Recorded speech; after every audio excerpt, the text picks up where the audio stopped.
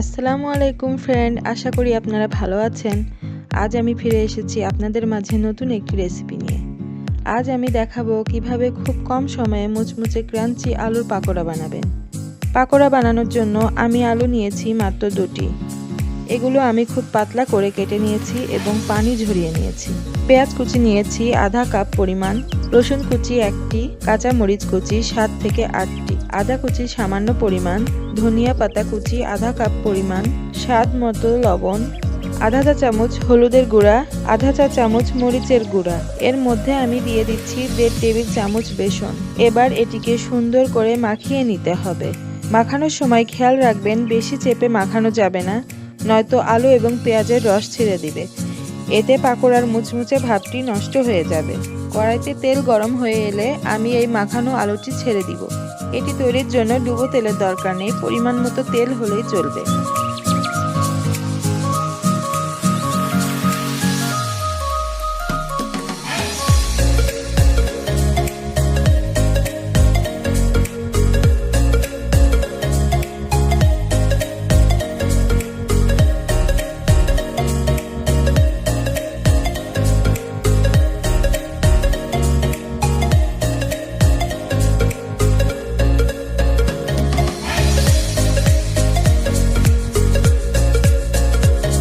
আমি এটিকে এপিট ওপিট উল্টিয়ে ভালোভাবে বাদামি রং করে ভেজে নিচ্ছি।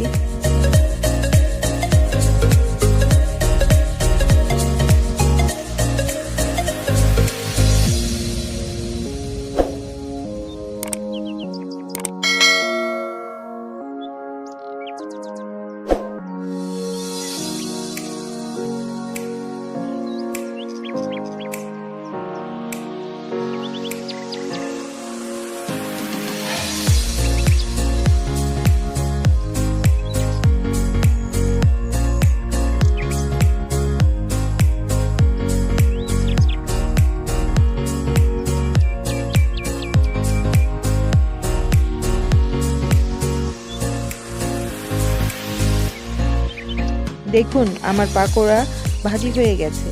এটি বাদামি করে ভাজলে ভালো মুচমুচে হয়। আমি এখন এগুলোকে উঠিয়ে ফেলব। আমার পাকোড়াটি পুরোপুরি তৈরি হয়ে গেছে।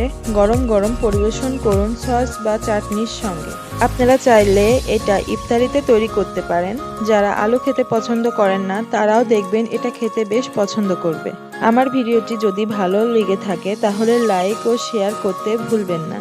আমার চ্যানেলটির নতুন রেসিপি আপডেট পেতে চ্যানেলটি সাবস্ক্রাইব করুন, পাশে থাকা বেল বাটনে ক্লিক করুন। সবাই ভালো থাকবেন। আল্লাহ হাফেজ।